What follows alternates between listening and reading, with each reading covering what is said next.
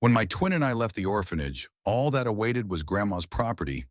But in the stable, well, what we found there wasn't just about the past. It was about whether we'd even have a future.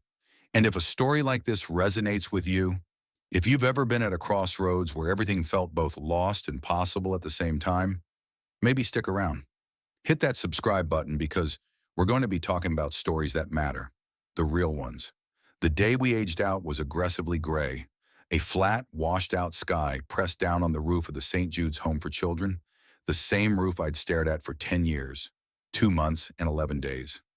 I'd counted. Ilara, my twin, she didn't count things like that. She felt them. She said the sky looked like a dirty sheet someone forgot to bleach.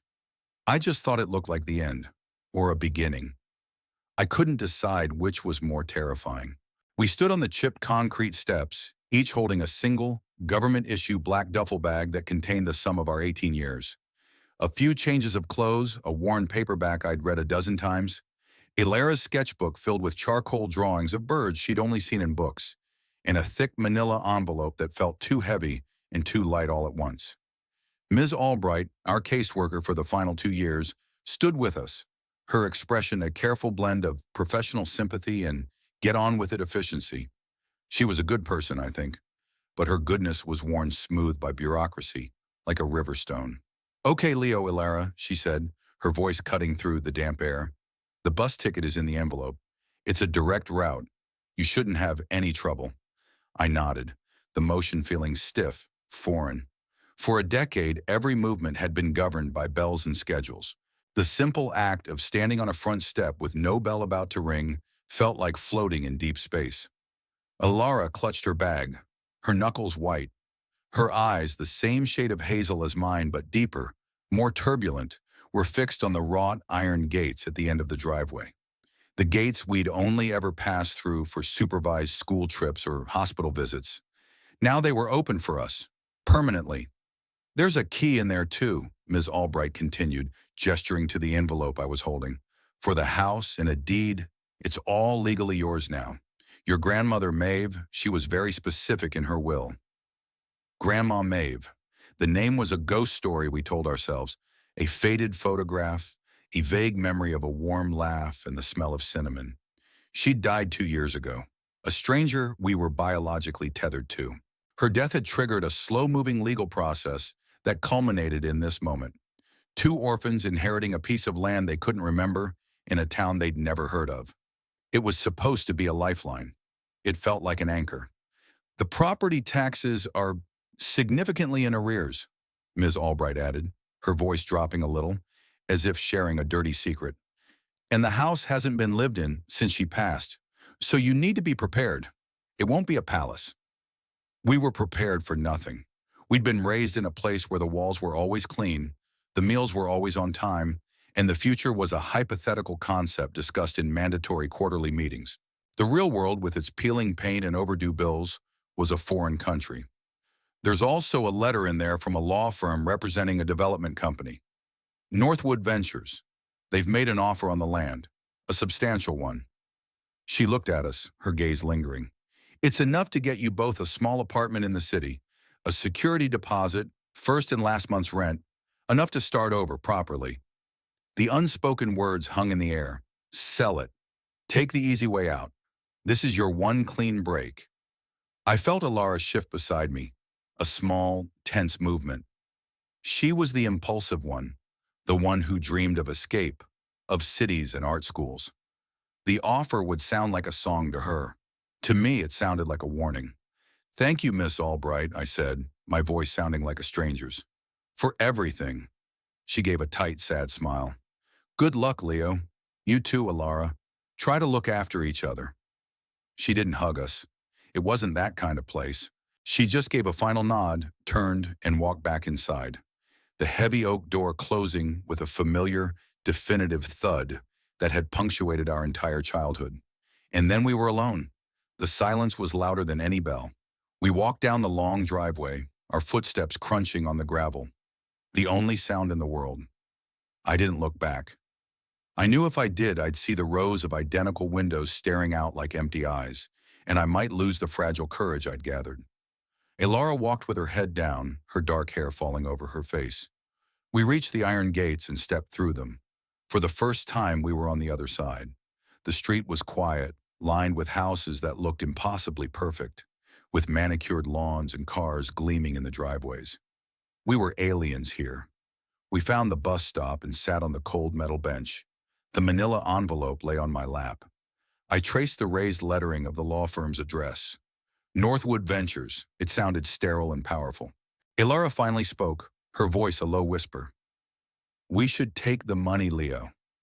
I looked at her. Her face was pale, her eyes wide with a familiar, desperate hope. "We could get a place, a real one. I could get a job, start saving for art classes. You could figure out what you want to do. We wouldn't have to go to some forgotten town in the middle of nowhere. We wouldn't have to deal with a falling down house." She was right, of course. It was the logical choice, the sane choice.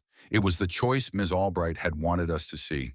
But something in me resisted, a stubborn, illogical anchor holding me in place. "It was Grandma Maeve's," I said quietly. "It's the only thing we have from any of them." "We have a picture, Leo," she countered, her voice sharp with frustration. "A blurry black and white picture of a woman we don't remember. We have a last name. That's it. A house we've never seen isn't family. Money is freedom." The bus hissed to a stop in front of us, its doors folding open like an invitation. The driver looked down, his face impassive. This was it. Get on and go to the property, or stay here, walk to the post office, and mail a letter that would trade our only inheritance for a stack of cash. Let's just go see it, Elle," I pleaded. "One look. If it's as bad as she said, if there's nothing there for us, we'll sell. I promise. But we have to see it first. We owe her that much." She stared at me, her jaw tight. For a moment I thought she would refuse, that our first day of freedom would be our first real fight. Then the tension in her shoulders eased, just a fraction. She gave a short, bitter sigh. "Fine, Leo. One look. Then we get our freedom." We climbed onto the bus, the air thick with the smell of disinfectant and exhaust fumes. I handed the driver the tickets from the envelope. He punched them without a word. We found 2 seats in the back, the vinyl cracked and cold. As the bus pulled away from the curb, I looked out the window at the manicured lawns and tidy houses. And then, for just a second, I saw the tall, imposing brick building of St. Jude's shrinking in the distance. I didn't feel free. I felt like I was being released into a bigger, colder cage. The journey was a long, slow unwinding of the world we knew. The city's dense grid of streets gave way to sprawling suburbs, then to strip malls and highways. Elara put her headphones on immediately, closing her eyes and retreating into a world of music I couldn't enter. I just watched the scenery change. After an hour, the highways turned into 2-lane country roads. The manicured lawns were replaced by overgrown fields, the tidy houses by weathered farmhouses and rusting mobile homes. The sky, if possible, grew even grayer. Trees, skeletal and black against the horizon, clawed at the clouds. Every mile took us further away from everything we'd ever known and deeper into the unknown. I finally opened the manila envelope. My hands trembled slightly. Inside was the deed, a sheaf of brittle yellowed paper covered in archaic legal script. There was the letter from Northwood Ventures on thick, expensive-feeling cream stationery, its offer printed in a bold, confident font. The number had so many zeros it looked like a misprint. It was more money than I could properly imagine. Then there were the tax delinquency notices printed on angry red paper, each one a shout. And at the bottom of it all, a small, tarnished brass key attached to a simple paper tag. On the tag, in faint, spidery handwriting, was our grandmother's name, Maeve. I closed my eyes, trying to summon a memory, a face, a voice. All I got was a fleeting impression of warmth, a scent of baking bread, and a feeling of being safe. It was a ghost of a memory, so thin it might have been a dream. Was that worth turning down a fortune for? Was a dream worth more than a security deposit? Elara was right. This was crazy. We were 2 kids with nothing but the clothes on our backs and a collective trauma we never spoke about. We should be running towards security, not away from it. But my fingers closed around that cold brass key, and I couldn't let it go. It felt like the only real thing I was holding. The bus finally pulled into a small town that looked like it had been forgotten by the main road 50 years ago. A handful of storefronts, a general store, a diner with a flickering neon sign, a dusty antique shop, lined a single main street. The bus driver called out, "Blackwood Creek," his voice echoing in the nearly empty bus. This was us. We were the only ones who got off. The bus pulled away with another hiss, leaving us in a profound and intimidating silence. The air was different here. It smelled of damp earth, wood smoke, and rain. It was heavy and clean. There was a single taxi, an old beat-up sedan, parked by the general store. The driver, a weathered man with a kind, tired face, looked up from his newspaper as we approached. "Need a ride?" he asked. "Looking for the old Miller place," I said, the name feeling strange on my tongue. He raised an eyebrow. "Maeve's place. Haven't driven anyone out that way in a couple of years. Not since the funeral." He looked us over, his gaze not unkind. "You must be the grandkids." We nodded. The fact that he knew who we were was both comforting and unsettling. In St. Jude's, we were anonymous. Here, we were already part of a story. "It's a ways out," he said, folding his paper. "Hop in." The ride was bumpy, the road turning from cracked asphalt to gravel. The taxi rattled and groaned, and with every jolt, I felt my resolve weakening. The driver, whose name was George, made small talk. He asked where we'd come from. I gave him the sanitized version. "We were in a school up north." He just nodded as if he understood the euphemism. "Maeve was a good woman," he said after a while, his eyes on the road. "Tough as an old boot, but good. Kept to herself mostly, especially the last few years. It's a shame about the place. Nature's taking it back, you know?" I didn't know. I didn't know anything. We finally turned onto a narrow dirt track, so overgrown that branches scraped against the car's windows. And then George slowed to a stop. "This is it," he said. "End of the line." We got out. The house was barely visible through a thicket of tangled weeds and skeletal trees. It was a simple two-story farmhouse, its white paint peeling away to show the gray, weathered wood beneath. The roof sagged in the middle like a tired old back. A porch swing hung from a single chain, swaying gently in the breeze. Windows were dark and empty, like vacant eyes. It looked exactly like the kind of place people run away from. "Well," Alara said, her voice flat, "it's a palace." I paid George with some of the small amount of cash Ms. Albright had given us for the journey. He hesitated before taking it. "You kids got a phone that works out here?" We shook our heads. Cell service had died 10 miles back. "Right," he said, sighing. "Listen, I'll be back in town at the diner till 6. If you change your minds, if you need a ride back to the bus station, you just start walking. It'll take you an hour, maybe more. But you can find me." It was a kind offer, and it was also a vote of no confidence. He expected us to fail. I couldn't blame him. "Thank you," I said. He nodded, got back in his car, and reversed slowly down the overgrown track, leaving us alone with our inheritance. For a long time, we just stood there, staring at the house. The silence was absolute, broken only by the wind whistling through the bare branches of the trees. It was the kind of quiet that makes you feel small, insignificant. "So," Ilara said, breaking the spell, "this is home." Her tone was laced with so much sarcasm, it was almost a physical thing. "Let's just look inside," I said, trying to sound more confident than I felt. One look, like we promised. We pushed our way through the waist-high weeds, the damp stalks soaking our jeans. The porch steps groaned under our weight, and I was half afraid they'd collapse. The front door was a faded, peeling blue, a tarnished brass knocker in the shape of a dragonfly hanging crookedly. I took out the key. It felt ancient in my hand. I slid it into the lock. It was stiff, and I had to jiggle it, putting my shoulder into the door before the lock finally turned with a painful, grinding screech. The door swung inward into darkness. The air that rushed out was thick and stale, smelling of dust, decay, and something else. Something faintly sweet, like dried flowers. We stepped inside, and it was like stepping into a photograph from another time. Everything was covered in a thick layer of gray dust, but underneath it, a life was perfectly preserved. A coat was slung over a chair. A pair of muddy boots sat by the door. In the living room, a book lay open on a small table next to an empty teacup. It was as if the owner had just stepped out for a moment and never returned. Sunbeams, heavy with dancing dust motes, cut through the grime on the windows, illuminating the space in ghostly shafts of light. Alara, despite her cynicism, was quiet. She ran a finger over the dusty surface of a wooden mantelpiece, leaving a clean streak. She was a reader, she murmured, looking at the built-in bookshelves that lined one wall, crammed with books of every shape and size.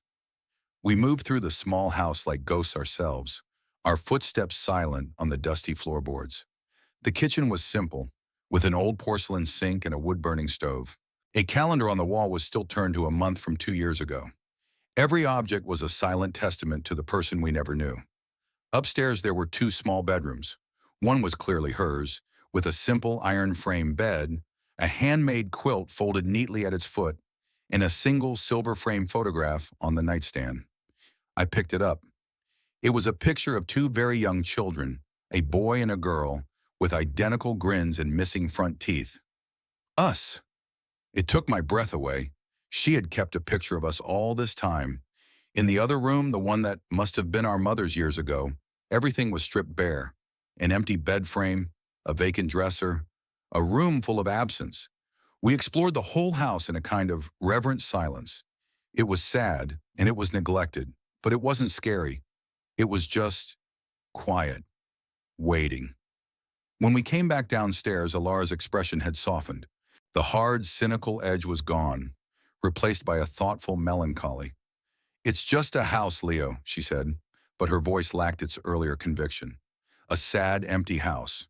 "Maybe," I said. "Let's check outside." The back door led out to another overgrown yard, and there at the edge of the property, half swallowed by ivy and leaning slightly to one side, was a small, red barn. Or what had once been a barn. It was more of a large stable. Its paint was almost completely gone, the wood weathered to a silver gray. The main doors were held shut not by a simple latch, but by a heavy chain and a large rusty padlock. It was the only thing on the entire property that was deliberately secured. "What do you think is in there?" Alara asked, her artist curiosity finally piqued. "Probably just old farm equipment," I said, but I didn't believe it. Why lock up junk? We walked over to it, our shoes sinking into the soft, damp earth. The padlock was old and formidable. There was no key for it on the ring with the house key. It seemed we weren't meant to get inside. I pulled on the chain. It was solid. "Well, that's that," Alara said, a hint of relief in her voice. "We've seen it all. A broken-down house, a locked barn. Can we go now? We can probably still catch George." But I wasn't ready to give up. I felt a strange pull toward the stable, a sense that the real story wasn't in the house. The house was a memory, but the stable felt like a secret. I walked around the side, pushing through thorny bushes that snagged my jacket. The foundation was made of large fieldstones. One of them, near the corner, looked different from the others. It was slightly recessed, and the mortar around it was a different color, darker and newer looking. My heart started to beat a little faster. "Elle, come here." She came over, her arms crossed against the cold. "What? Look at this stone." I knelt down and pushed at it. It didn't move. I scraped away some of the dirt and moss at its base with my fingers. My nails came away black with damp earth. I felt a small metal ring, a pull ring, set flush into the stone. With a grunt, I pulled on it. The stone didn't move. "Help me," I said. Together, we gripped the ring and pulled. For a moment, nothing happened. Then, with a low, grating sound, the stone shifted, sliding outward. It wasn't a solid stone at all, but a cleverly disguised concrete block, hollowed out on the other side.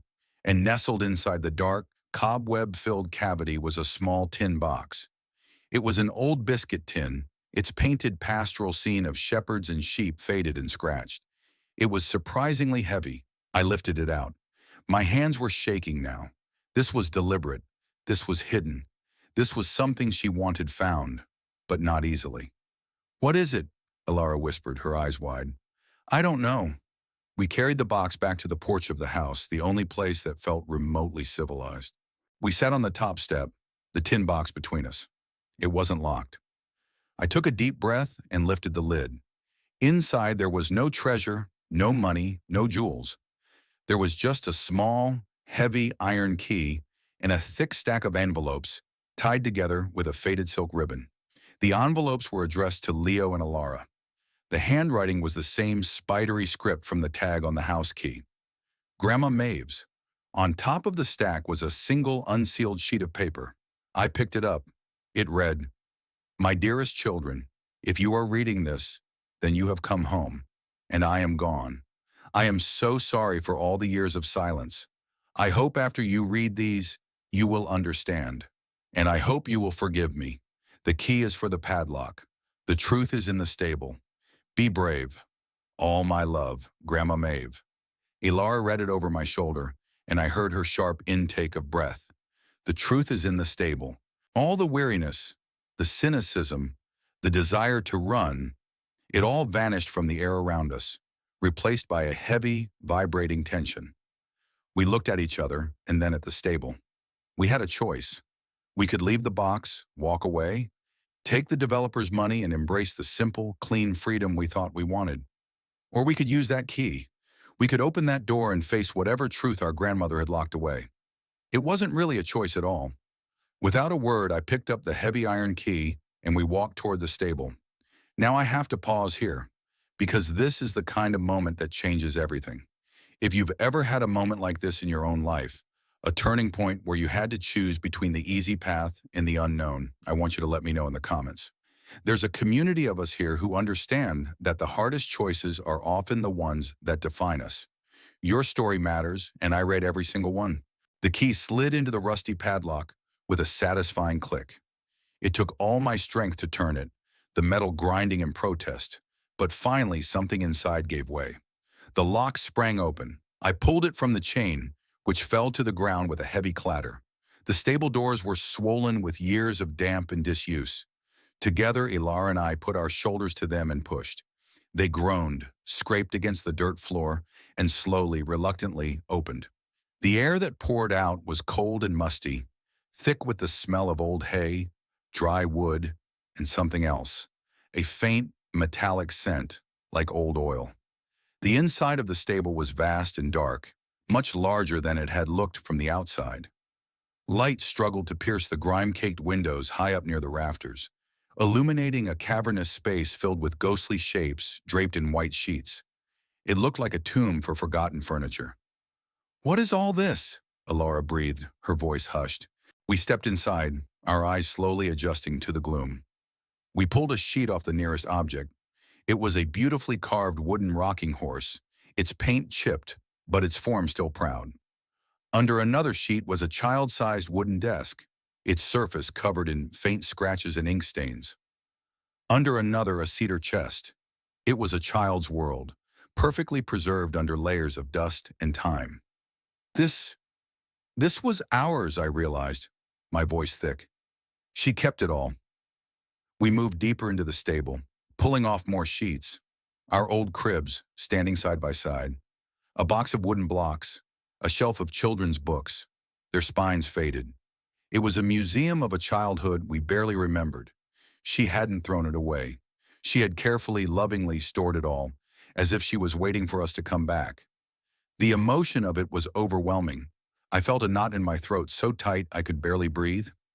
Ilara was crying silently, tears tracking clean paths through the dust on her cheeks. This wasn't the act of a woman who had abandoned her grandchildren. This was the act of a woman who had been waiting. And then we saw it.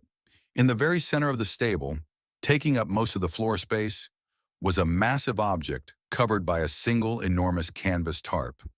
It wasn't shaped like furniture. It was long and low and heavy-looking. It took both of us to pull the heavy, dusty tarp off. Underneath was a large military-style footlocker, a heavy green metal chest, reinforced with steel bands. It was the kind of thing you see in old war movies. On the top, painted in stark white letters, was a name, not our grandmother's. It was our father's name, Sergeant Thomas Miller. and below it, a string of numbers and letters I didn't recognize. The footlocker wasn't locked. With a shared, hesitant look, we lifted the heavy lid. The hinges creaked in the silence. The inside was packed with military fatigues, neatly folded, a dress uniform decorated with medals, a beret, photographs of a young man in uniform, smiling, his arm around a young woman with Alara's eyes. Our parents. But underneath all of that, at the bottom of the chest, were several thick, leather-bound journals and a small, steel lockbox. The journals were our father's. The lockbox was sealed. We sat down on the cold, dusty floor of the stable, the ghosts of our childhood surrounding us, and we opened the first letter from our grandmother. We had left her stack of envelopes on the porch, so we went back to get them and brought them into the stable, as if this was the room where we were meant to read them. I untied the ribbon. The letters were numbered. I took the first one. The paper was thin and dry, the ink slightly faded. I began to read aloud, my voice echoing in the vast, quiet space. Letter number 1. My dearest Leo and Alara, if you are reading this, it means you found the box. I'm glad. I was so afraid it would all be lost. I need to start at the beginning. Not your beginning, but the beginning of the end. It was about your father. Thomas, my son. My voice faltered. My son. The words were a punch to the gut. He was a good man, a good soldier. He loved his country, and he loved your mother, Sarah, more than anything. When you two were born, he was the happiest I had ever seen him. He served 2 tours overseas. He saw things, did things that leave a mark on a man's soul. When he came back the second time, he was different, quieter. The light in his eyes was dimmer. He told me he was done, that he was leaving the army to be a father to you full-time, but the army wasn't done with him. Alara had her arms wrapped around her knees, rocking slightly. I took a shaky breath and continued reading. He got involved with something, a special unit. It wasn't official. It was the kind of work that exists in the shadows. He never told me the details, but I know it was dangerous. It involved powerful men, men with a lot of money and no morals. He was supposed to be providing security for them, but he discovered what they were really doing. It was dirty, illegal, moving things and people across borders that shouldn't be moved. He started collecting evidence. He kept journals. He was going to expose them. He was brave and he was naive. He thought the system would protect him. I looked over at the green footlocker, at our father's name. This was more than just a family history. This was something else entirely. I picked up the next letter. Letter number 2. They found out. I don't know how. They came to the house one night. Not the police. These were different men. They wore expensive suits and had cold eyes. They told him to stop. They threatened him. They threatened your mother. They threatened you. Thomas didn't back down. He sent your mother away with you two, told her to come here, to my house, where you would be safe. He thought he could handle them. A week later, there was an accident. A car crash. A single vehicle went off a bridge. They said he fell asleep at the wheel.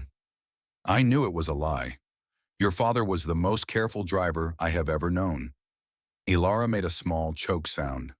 The story of our parents' death, the one we'd been told at St. Jude's, was that they had died together in a car accident. A simple, tragic, impersonal event. This was not that story. Letter number 3. Your mother was destroyed. She was here with me, with you two when she got the news. She fell apart, but she was also terrified. She knew they would come for her next. For you. The evidence your father had collected, he had hidden it. He told her where it was. It was our only leverage, our only protection. The men from the city, they started calling me. They told me they wanted what Thomas had. They said if we gave it to them, they would leave us alone. Sarah didn't believe them. Neither did I. But we were trapped. We had no money, no power. We were just 2 women with 2 babies, and we were being hunted. The stable felt colder now, the shadows deeper. The sweet smell of old hay was gone, replaced by something grim. I could almost feel the fear our grandmother was describing, a cold dread that seeped through the paper and into my bones. Letter number 4. This is the hardest part to write. This is the part I need you to understand. We made a plan, a desperate, terrible plan. Sarah was going to disappear. She would create a new identity, go somewhere far away, and try to draw them after her. A decoy. While she did that, I was supposed to take you two and the evidence and go into hiding. But they were watching the house. We couldn't leave. Any attempt to run with two toddlers would have been a disaster. So we had to do the unthinkable. We had to make you disappear too. I had to stop reading. My hands were shaking too badly. Alara looked at me, her face a mask of disbelief and horror. Disappear, she whispered. St. Jude's. She's talking about St. Jude's. The orphanage. The place we had called home. It hadn't been an abandonment. It had been a hiding place. Letter number 5. We staged a scene. A terrible one. We made it look like your mother, in her grief, had abandoned you. Left you on the steps of a church. It was the only way. The state would take you in. You would be entered into the system. And in the system, you would be safe. You would be anonymous. No one would look for the children of a disgraced, dead soldier in an orphanage. They would look for a grandmother and two toddlers on the run. I stayed here at the house to make it look like I was still waiting for you, still searching. It was all a lie to protect you. It was the cruelest, most painful thing I have ever done. Letting you go, watching the social worker's car drive away, knowing I couldn't follow. It broke my heart every single day for 10 years. I was crying now. Hot, silent tears fell onto the old paper. I cried for the woman who had made an impossible choice. I cried for the mother we never knew, who had run off to be a target. And I cried for the two little children who had grown up believing they were unwanted.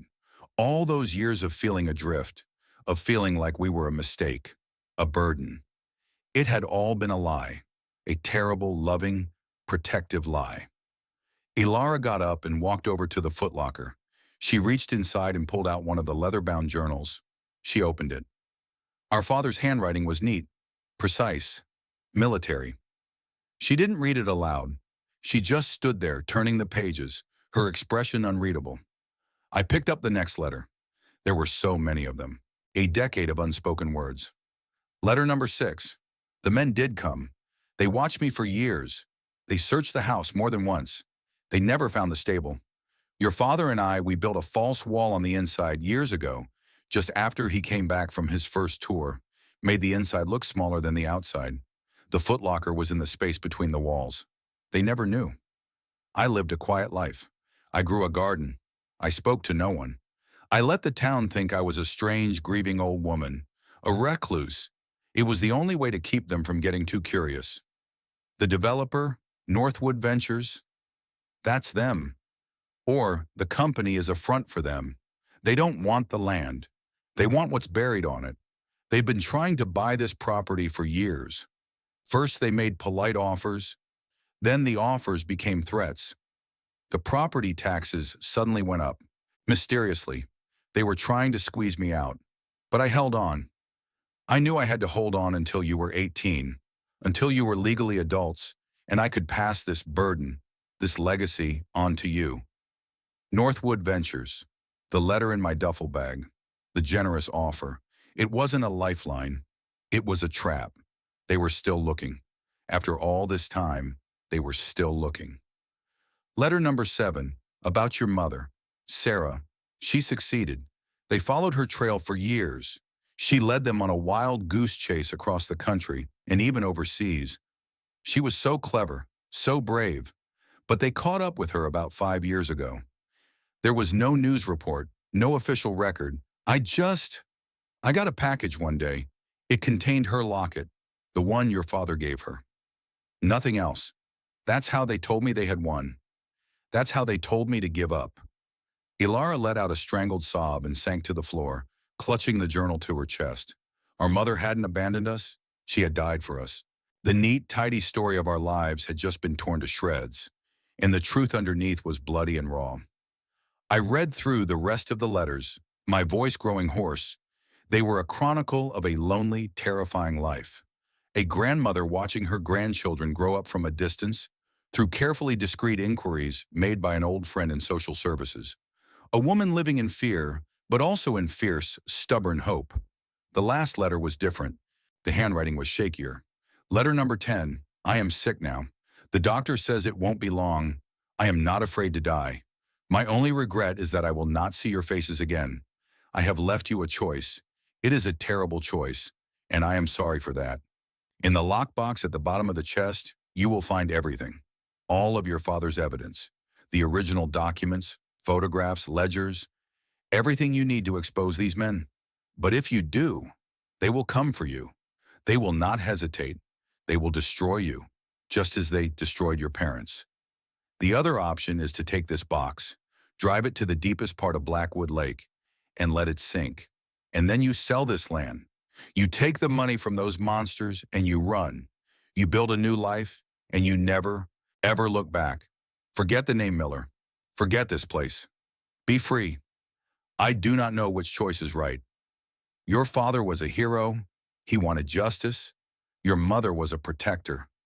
She wanted you to be safe. You have both of them inside you. The choice is yours. Whatever you decide, know that I loved you. Know that every silent day was an act of love. The letter ended there. The stable was utterly silent. The weight of it all pressed down on me, on both of us. Justice or safety, vengeance or freedom. It was the legacy our family had left us. An impossible choice.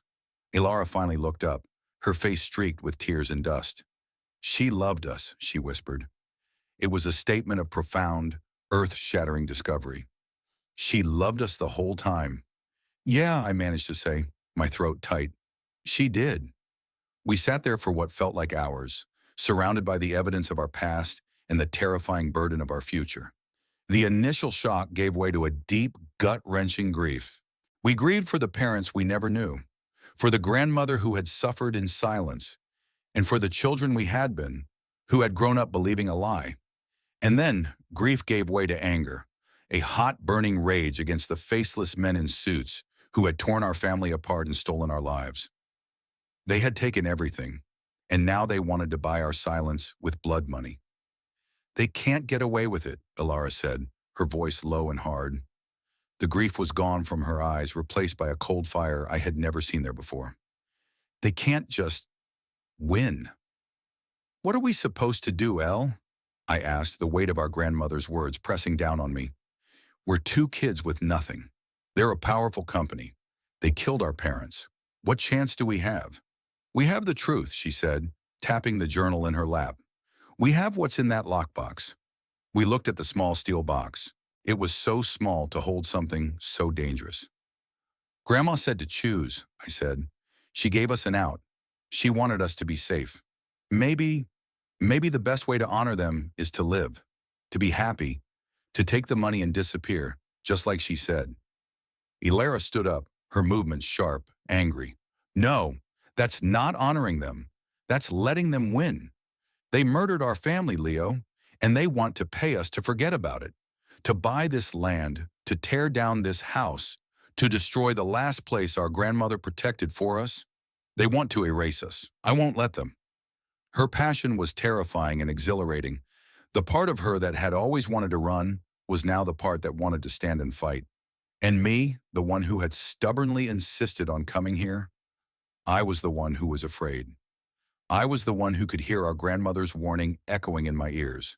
They will destroy you, we argued then. Not a real fight, but a desperate circular conversation fueled by grief and fear. I argued for safety, for a future, for the life our parents and grandmother had sacrificed so much to give us. She argued for justice, for memory, for honor. We were two halves of the same whole, wrestling with the legacy that now defined us. What kind of life would it be, Leo? She finally asked, her voice cracking. Living on their money, knowing we let them get away with it? We would be looking over our shoulders for the rest of our lives anyway. There is no safe for us.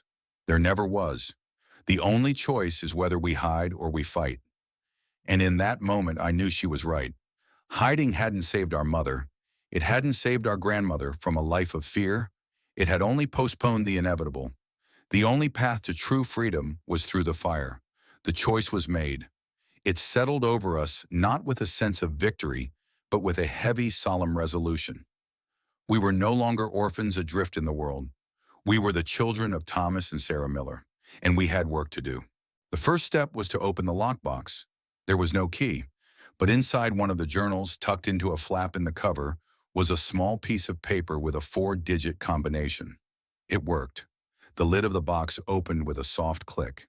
Inside, it was exactly as our grandmother had described. There were no journals, but instead there were micro-cassette tapes, carefully labeled with dates and names. There were small plastic bags containing SIM cards. There were photographs, not of family, but of men in suits shaking hands on airstrips, of shipping containers being loaded onto boats. And there were ledgers filled with our father's neat handwriting, detailing transactions, dates, and names. It was a decade-old roadmap of a criminal enterprise. It was a bomb. We spent the rest of that day and all of the next holed up in the stable. We found old lanterns and a can of fuel, and by their flickering yellow light, we went through everything. We didn't have a tape player for the microcassettes, but we read the journals. We read about our father's growing horror as he realized what he was a part of. We read his plans to go to the authorities. His last entry was chilling. They know. I have to get Sarah and the kids out. Maeve will know what to do. I'm putting everything in the locker. If I don't make it back, it's all there. Don't let them bury it. We didn't sleep. We barely ate the few snacks we had in our bags. We were consumed by the story, by the mission that was now ours. By the third day, we knew what we had to do. We needed help. We couldn't just walk into a police station. These people, whoever they were too powerful for that. They had connections.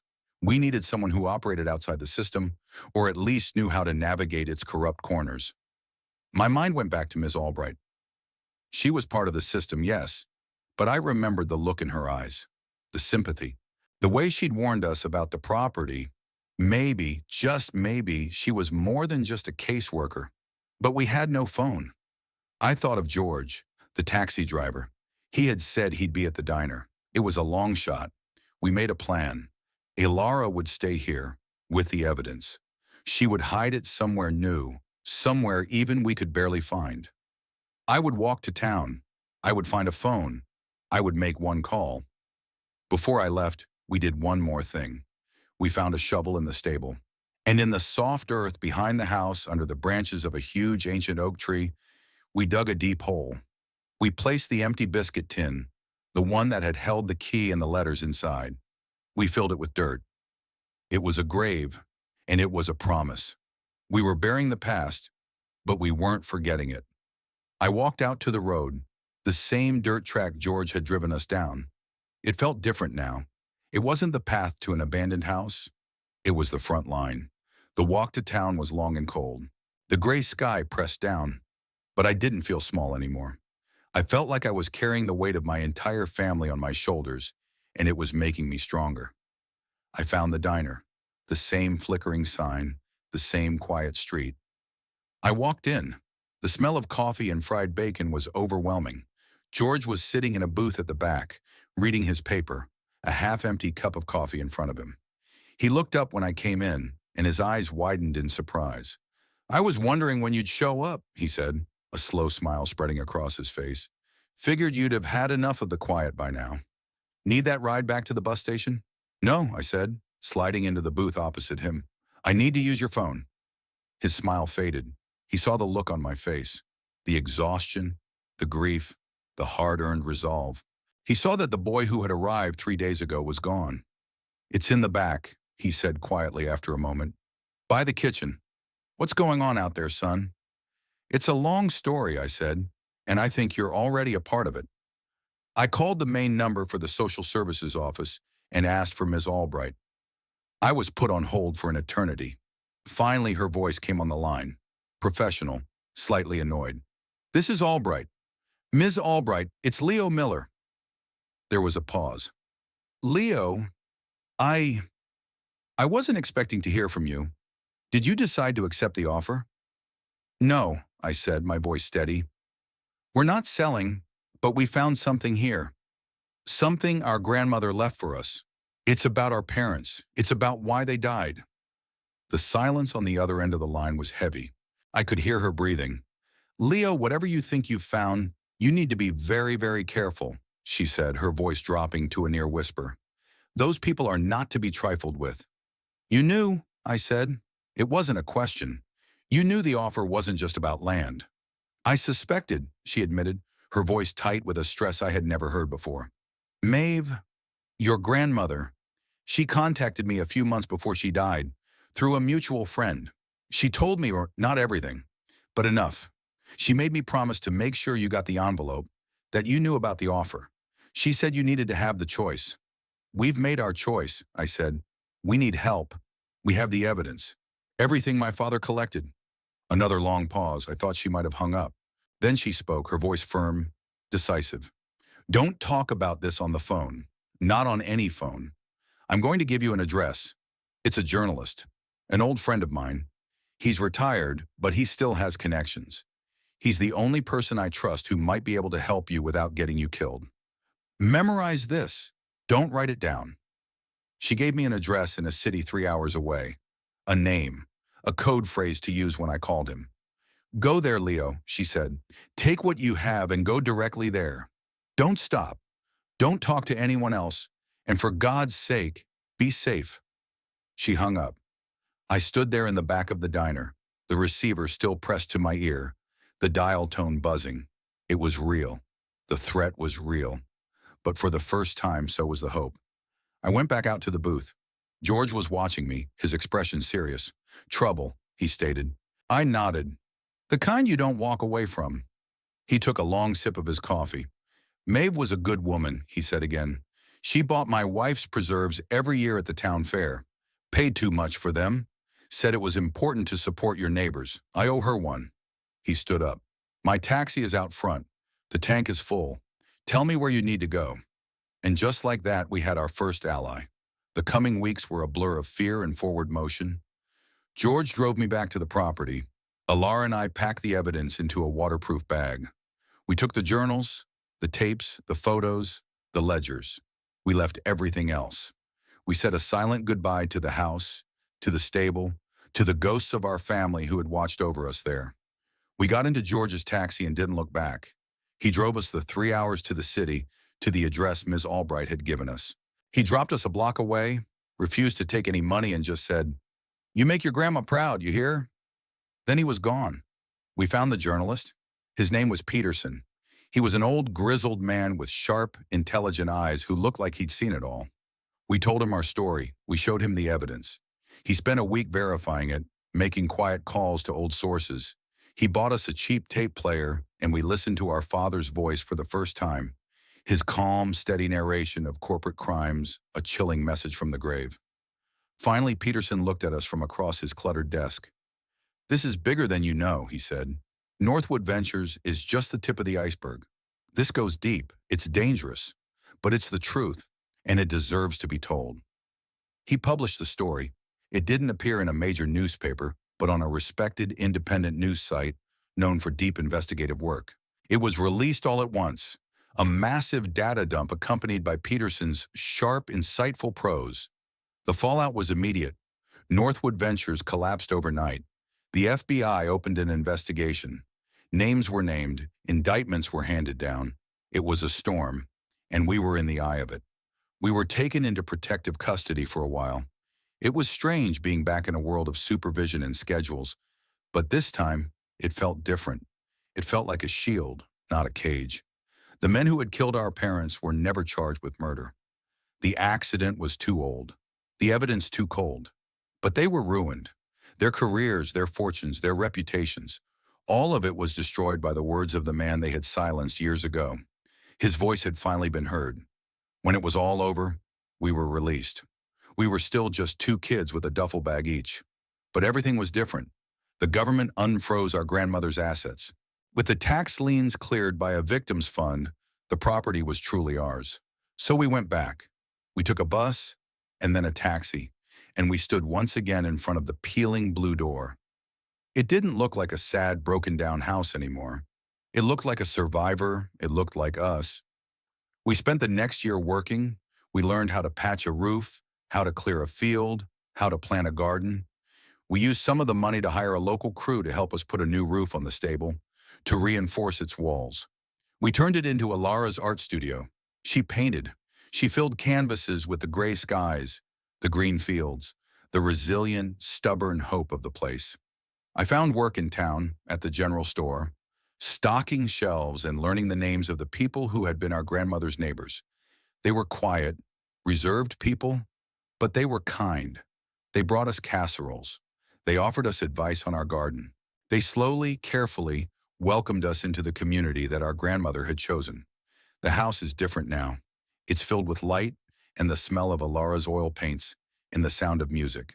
We left our grandmother's room untouched, a quiet memorial to the woman who saved us. We sleep in the other rooms, under a roof that no longer sags. It's not a palace. It's small, and it's old, and the floors still creak. But it's home. It's a home we chose, a home we fought for. It's built not just on wood and stone, but on the sacrifices of the people who came before us. Sometimes on quiet evenings, I walk out to the stable and I look at the footlocker, which we keep in the corner. It's empty now except for the folded dress uniform and the photograph of our smiling parents. It's not a burden anymore. It's a reminder that some inheritances are not about money or land, but about courage, about the choice to fight for the truth, even when it's hard, about the enduring strength of a family you can't see, but can always feel. And that brings me back to you. We all have a story, a legacy. Sometimes it's a gift, and sometimes it's a burden we're forced to carry. But it is always, always a choice what we do with it. We can let it break us, or we can use it to build something new. If you've made it this far, thank you. It means you're the kind of person who understands that the most important stories are rarely the simplest ones. This channel is for us. It's a place to share these stories, to know that you are not alone in your fight. So please subscribe, become part of this community. And in the comments below, I want you to tell me, what is the inheritance that has shaped you? It doesn't have to be money or property. It can be a story, a value, a piece of courage passed down. I will read every one of your stories because every one of them matters.